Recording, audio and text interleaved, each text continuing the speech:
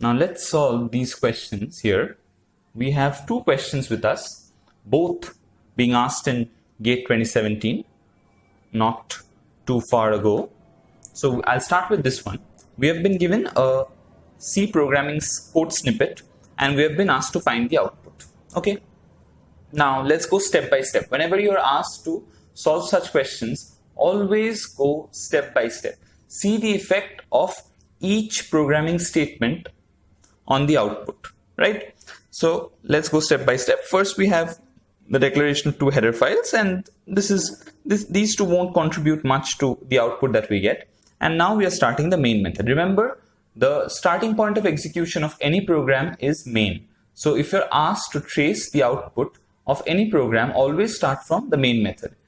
Even if you're provided with a number of functions which may appear before the main method, always start from the main because it is the starting point of the execution of your program. So now here we find that we have a variable C, which is a pointer to character. Okay, so let's see the effect of this first statement. The effect of this first statement would be something like this. We have a sequence of characters with us, GATE C S I T 2017 without any intermediate spaces, mind you. No intermediate spaces in between, right? So this is what we have with us.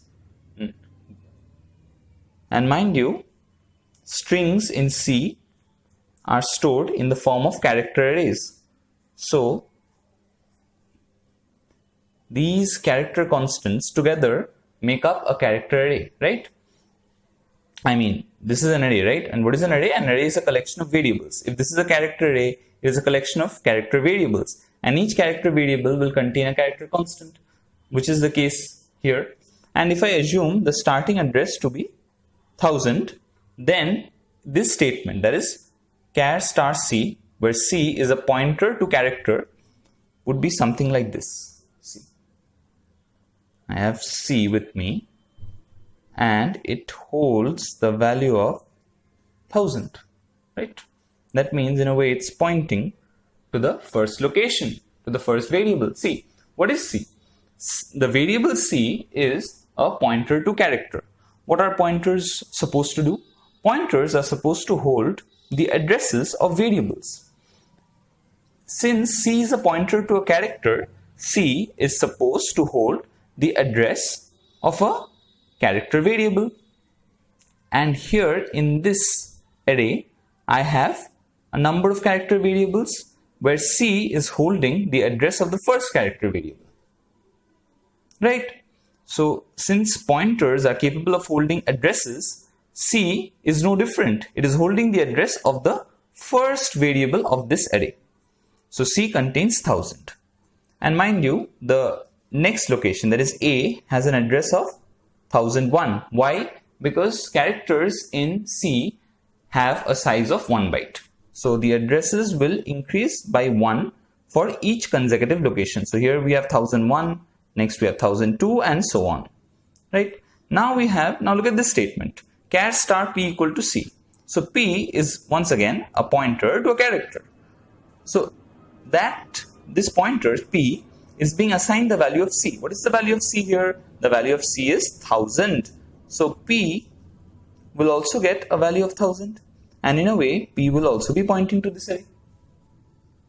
I hope this is making sense. Because you have to understand one thing. Pointers can hold the value of another pointer variable, provided they point to the same data type. See, what is the data type that C is pointing to? C is pointing to variables of type char. P is also pointing to variables of type char.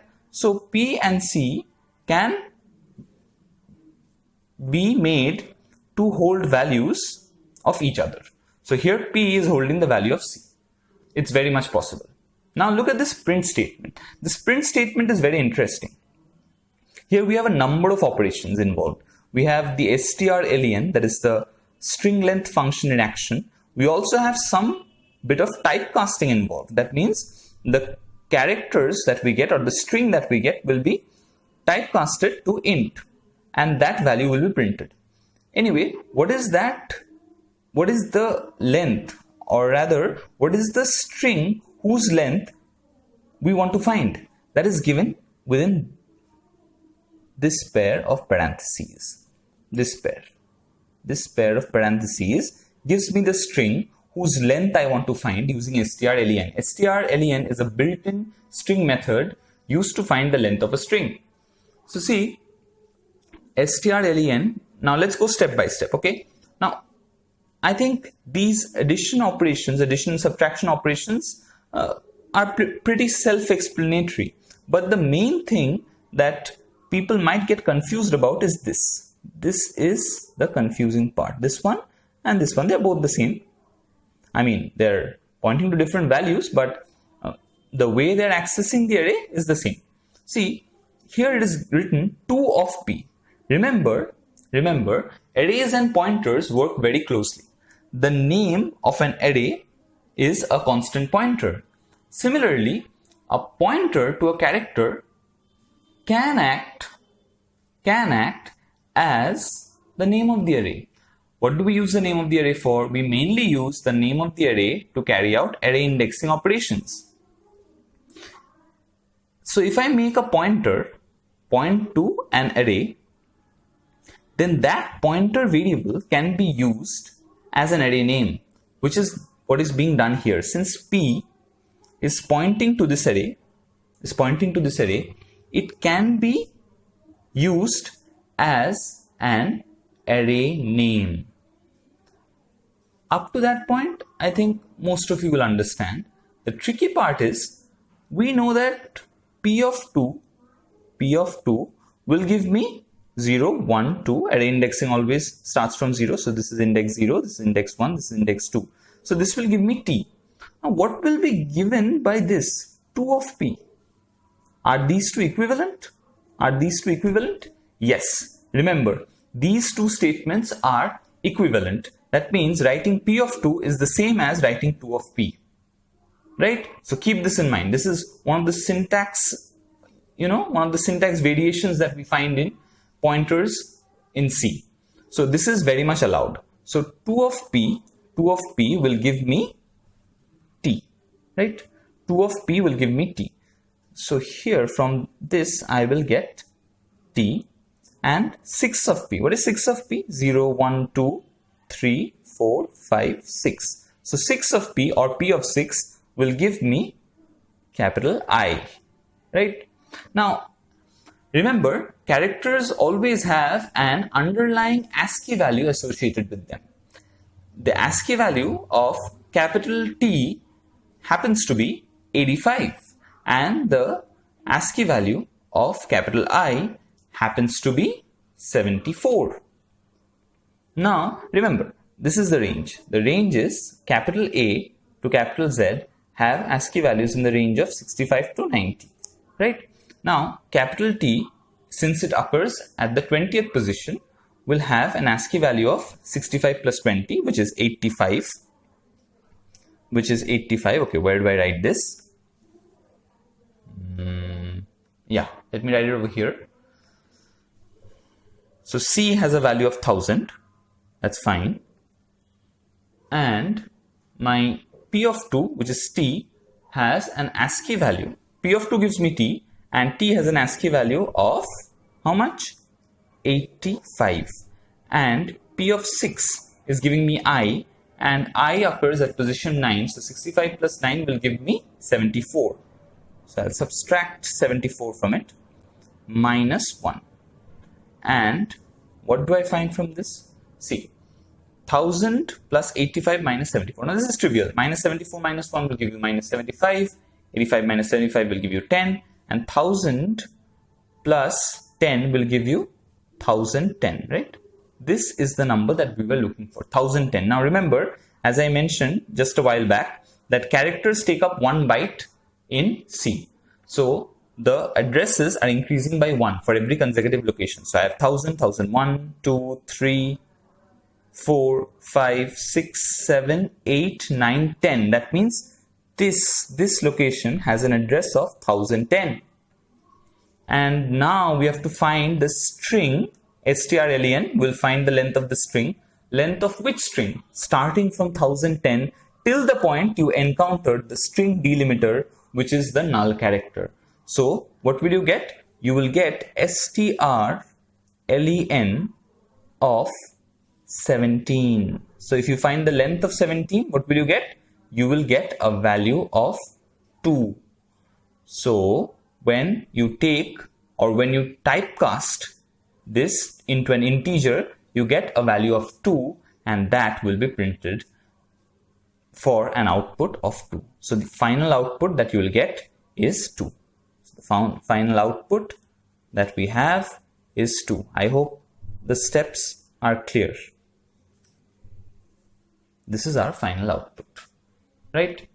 Now, moving on to the next question. Now, this is a match the following question, a theory question to sum it up. So here we have with us two lists and we have to match them. See, in list 1, we have P, Q, R, and S. So P is static char var, and we have to match this option into one of the options from list 2. So we see that it is a known fact, right, that static variables are located in the data section of memory. So if static variables are located in the data section of memory, then we have P going with number 2, right?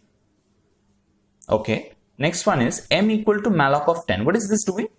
Malloc is memory allocation. So it is giving us 10 blocks of memory, and a pointer is being returned that is being stored in M.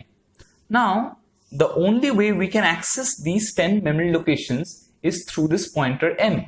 If for some reason this M is made to point to some other variable or is made to point to null, as in this case, then these 10 locations will no longer be available to us. They will be lost, or they will be used up by our program, or they'll be allocated to our program without us using them. So there'll be wastage of memory.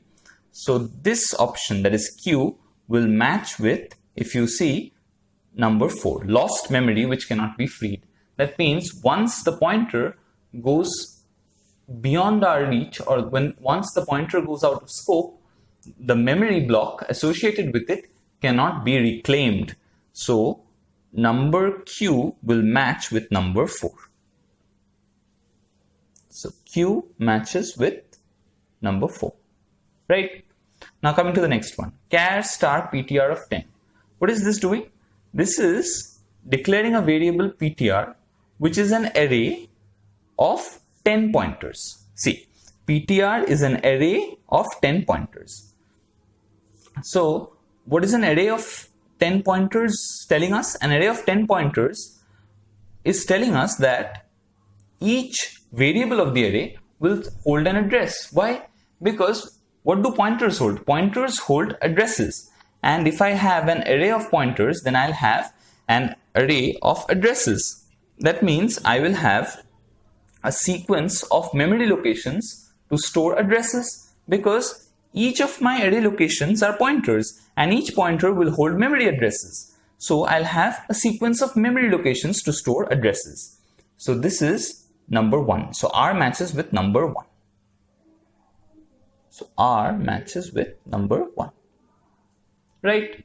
And we are left only with, I guess, number 3, right? Yeah. So register int var1, this means request to allocate CPU register to store data. So whenever we use the register storage class, then there is a request sent out to the system to use a variable of the register storage class with a CPU register in order to speed up your operations. And mainly we'll use loop control variables, or we will request the system to make our loop control variables reside in CPU registers in order to speed up execution. So S will have a match of number 3, right? So I hope this video proves to be helpful for everyone. If you have any doubts, you can leave it in the comment section. Thank you.